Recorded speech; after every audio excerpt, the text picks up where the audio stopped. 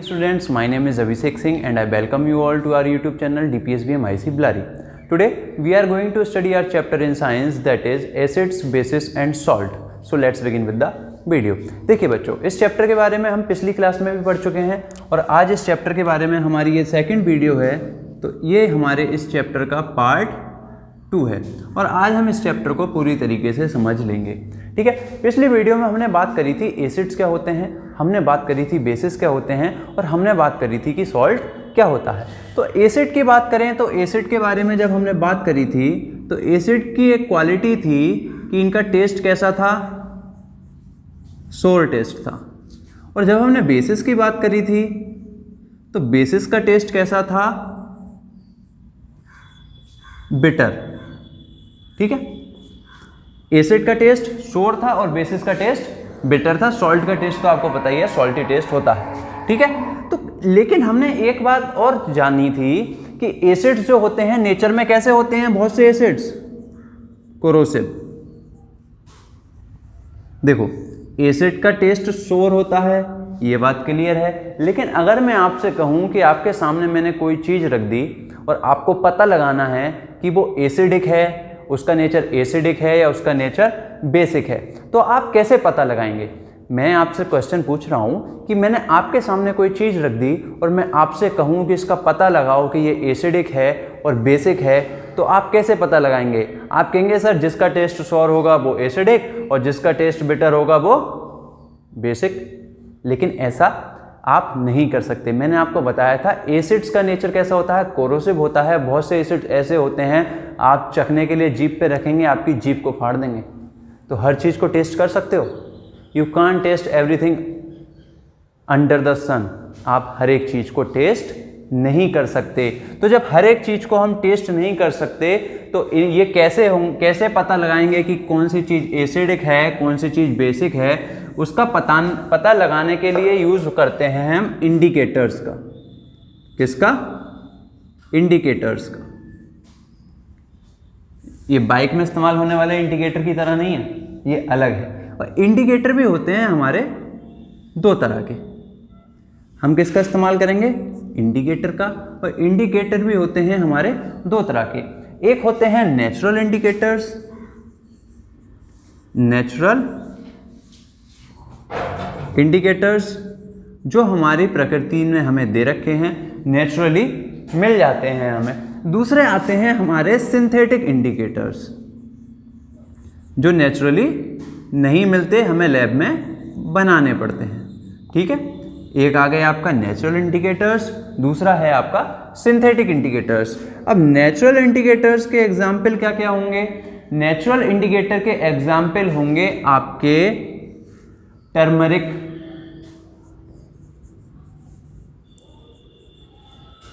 China rose, litmus. ठीक है, इसके अलावा आपकी हो सकती है रेड कैबेज।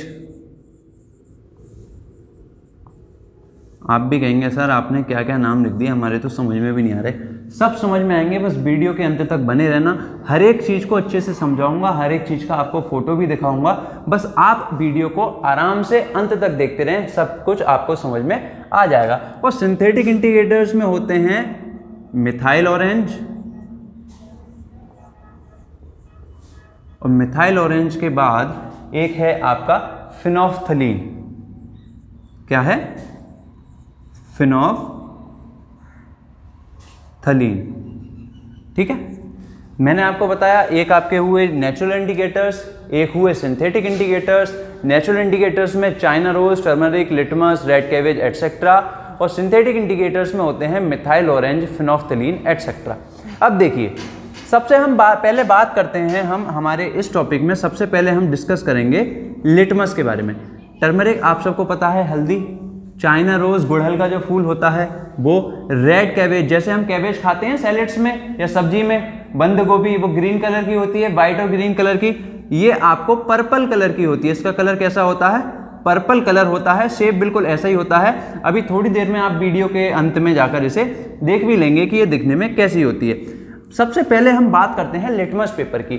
अगर हम इंडिकेटर का अगर हमें पता करना हो कि कोई भी सब्सटेंस का नेचर एसिडिक है या बेसिक है, हमें कोई भी सॉल्यूशन दी हुई है वो एसिडिक है या बेसिक है, तो सबसे ज़्यादा जो इस्तेमाल किया जाता है वो इस्तेमाल किया जाता है लिटमस पेपर का।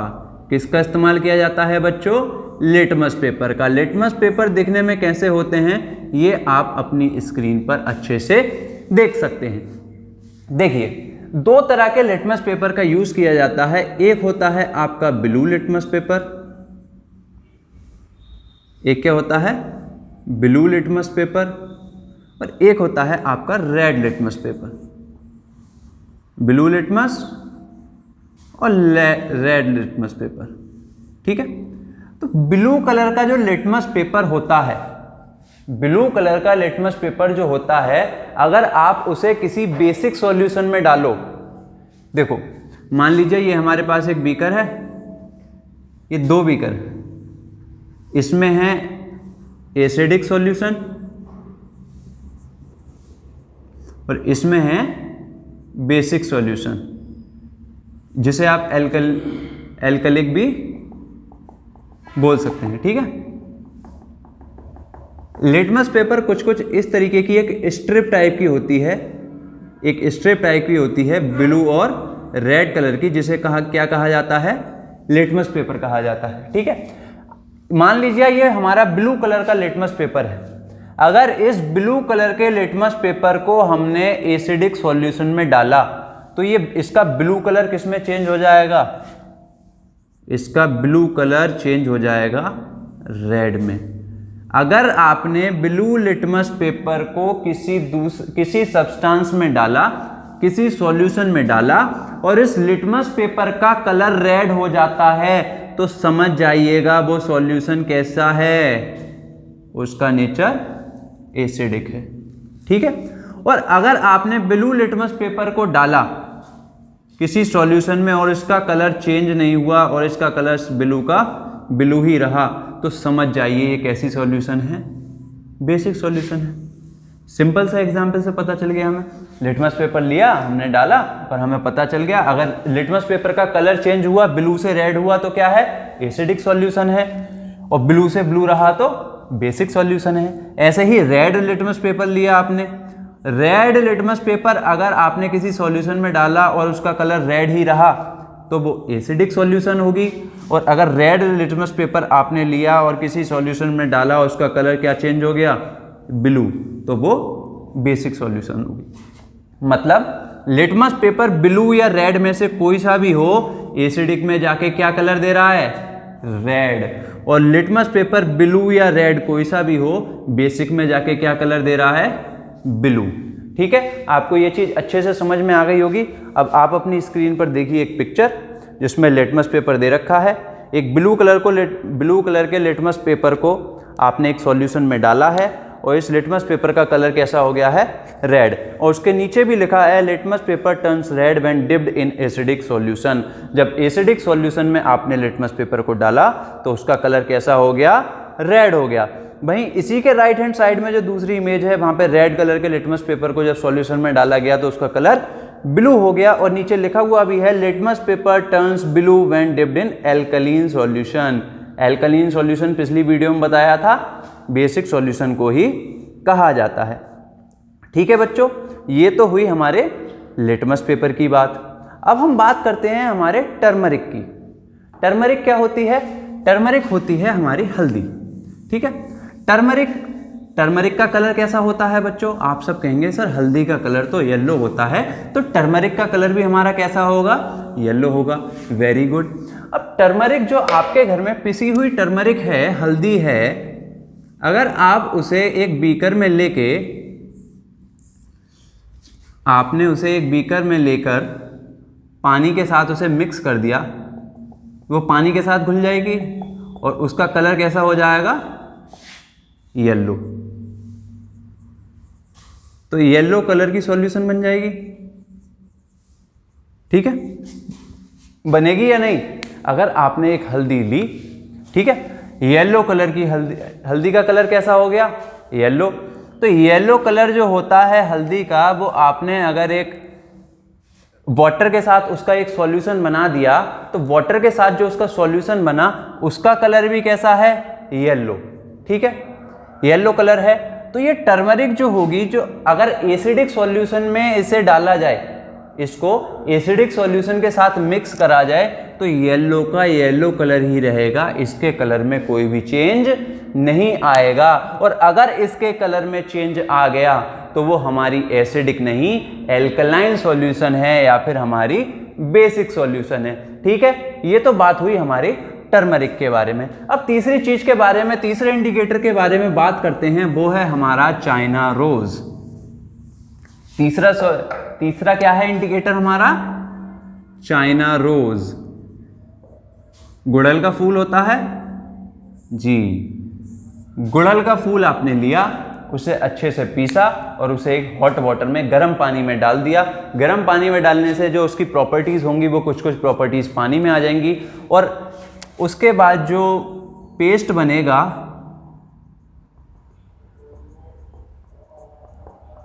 ये पेस्ट का कलर होगा लाइट पिंक। कैसा कलर होगा, लाइट पिंक। कैसा कलर होगा बच्चों, लाइट पिंक कलर होगा।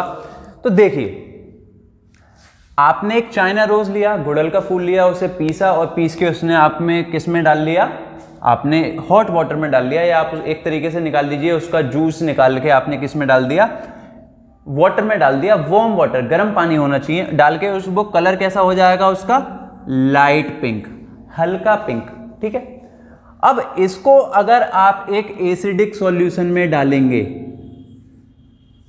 अगर आपने इसको एक एसिडिक सॉल्यूशन में डाला, तो इसका जो कलर पहले क्या था, जो लाइट पिंक कलर था, अब वो डीप पिंक हो जाएगा, गहरा पिंक हो जाएगा। कैसा कलर हो जाएगा, डीप पिंक।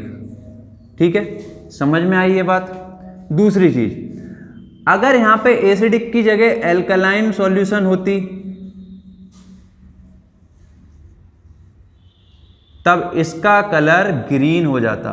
क्या हो जाता, ग्रीन। अगर ग्रीन हो जाता तो हमें पता चल जाता वहां पर क्या है, बेस है, और यहां पर हमें पता चल गया कि एसिड है।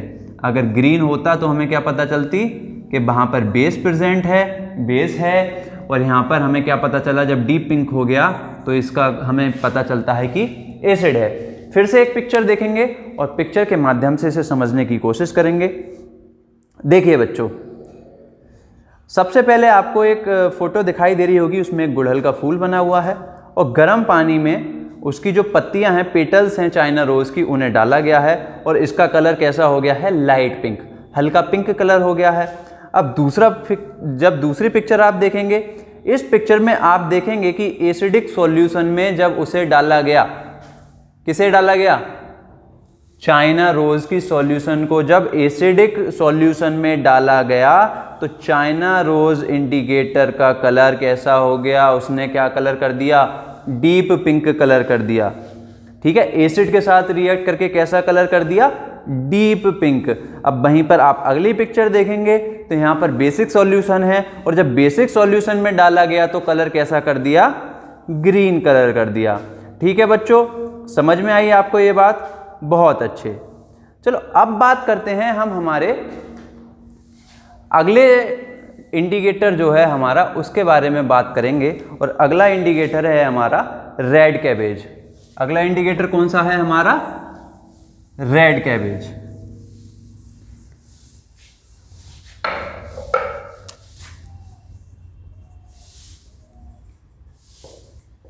रेड कैबेज दिखने में कैसा होता है, आप कंफ्यूज ना हो, इससे पहले ही मैं आपको शुरुआत में ही एक पिक्चर दिखा देता हूं, जिसमें आपको आधी कटी हुई रेड कैबेज दिख रही होगी। ये दिखने में बिल्कुल इसका शेप जो होगा, साइज जो होगा, जो नॉर्मल हम कैबेज खाते हैं उसके जैसा ही होता है, लेकिन इसका कलर कैसा होता है, पर्पल कलर होता है। ठीक है, तो ये पर्पल कलर का अगर इसका हम सॉल्यूशन बनाएं तो ये पर्पल कलर की होती है। ठीक है, एसिडिक सॉल्यूशन में ये पर्पल कलर रेड में चेंज हो जाएगा, और वहीं पर बेसिक सॉल्यूशन में ये कलर आपका येलो में चेंज हो जाएगा।